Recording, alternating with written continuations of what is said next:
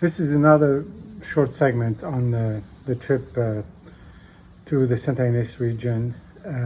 This is another winery we did spend quite a bit of time at, Zaca Mesa. So I'm doing this segment specifically on the wineries where we did spend a lot of time, and maybe cover the others in a shorter sort of piece out of a longer video.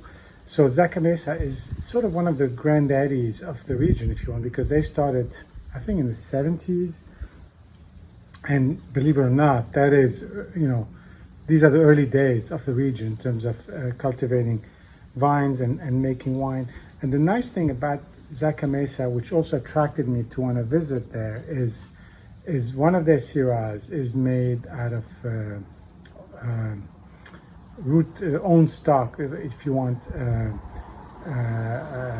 vines. So that, again, we discussed that when I went last year, and talking about this whole grafted versus own stock vines with the phylloxera problems. And so these have been planted over 40 years ago. They're still going strong. So they've really survived. And I think now they're learning that they can do that in other places. And now they're starting using some of these plants to actually graft on other plants. So that maybe there's a solution there. And I mean, the soil is also different. It's really primarily sandy, which we know doesn't really is not sort of a fertile ground for the phylloxera to begin with. But anyway, so this works. So I want to taste this, and we're going to talk about the tasting when we go over the wines that we tasted then with the pictures. But it was really an interesting place, and we were very well received. It's really, it's sort of far out, in the mountain, not in the mountains, but out of town. So it's just got its own feel and very peaceful. And as you will see in the pictures, and then we will talk again about this wine. So here we go. So here we are at Zaca Mesa, 10 in the morning on a Saturday. First people there. It was still pretty foggy, pretty gray. Not, very nice from that point of view, but we knew the day was going to get a lot better, as you can see in some of the other videos in the afternoon. It's really it's a bit isolated. It's got its own property around it. So it has that feel of being out there in the woods, as you could see. We sat outside, with a dog, as you can expect, and we, got ready to get started. That sort of rustic feel also carries over in the interior. It's sort of a simple but welcoming, with the kind of inscriptions and the layout, as you can see. But don't get fooled by that. Zaca Mesa is really one of the granddaddy of vineyards in the region. Their Syrahs go back to the 70s, and I think they have the oldest ongoing Syrah planting in the regions.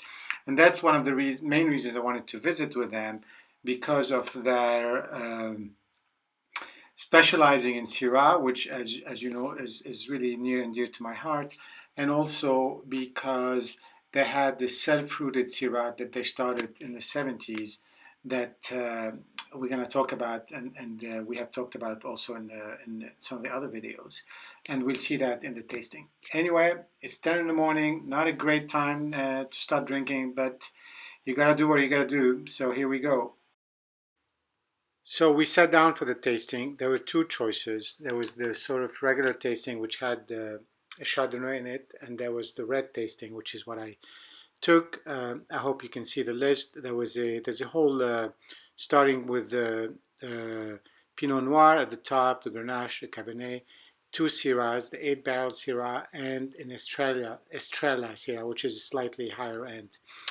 I did also have a chance to sample the Chardonnay that Leon and Sossi had taken, and I found it just, I don't know, a little bit tinny. I mean, it's supposed to be kind of lightweight and mineral, and maybe it is, but I think it's just didn't have enough real body behind it. Anyway, on the Pinot, it was nice. It was just like a nice entry-level Pinot.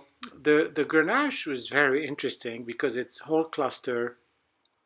It's something that they're, Grenache is sort of enjoying a bit of a renaissance in the area, as we may have discussed in the past, and it was just quite good. And it had this really strong spicy note on the finish, and it was very aromatic, had a little bit of fizz. As I said, it was a whole cluster. Again, it's just nice, generous, interesting Grenache, not bad at all. The Syrahs were good. The Estrella was really particularly good. It had in it some of the Syrah from the Black Bear Syrah that we're gonna get to.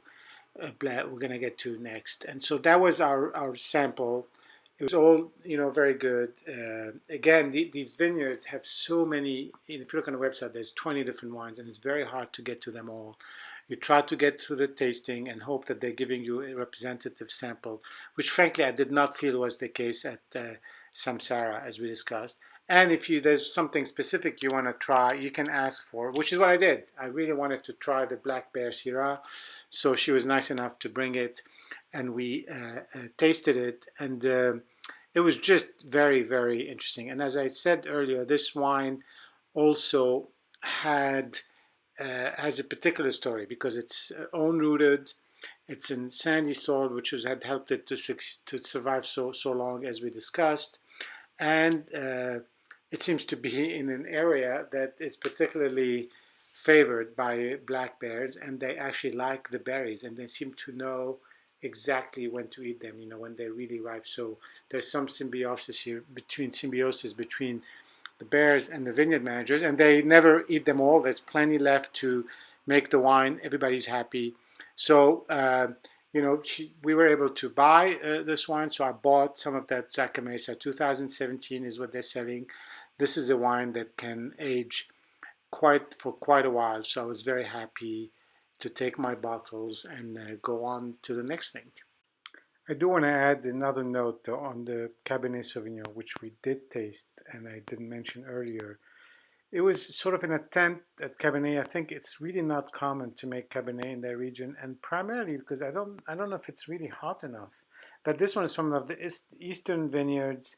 It was a little bit light, and we kind of all thought was on Cabernet like for real Cabernet lovers. So I think this is not something that for now I would really focus on.